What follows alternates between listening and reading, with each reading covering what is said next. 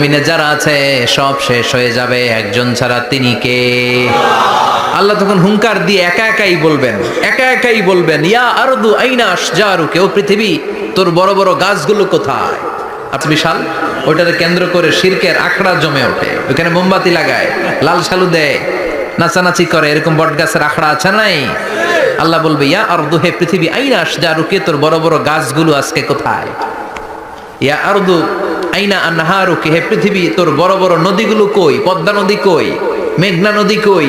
ব্রহ্মপুত্র কই? গঙ্গা নদী কই? মিসিসিপি, মিসৌরি কই? নীল নদ কোথায়? আমাজন কোথায়?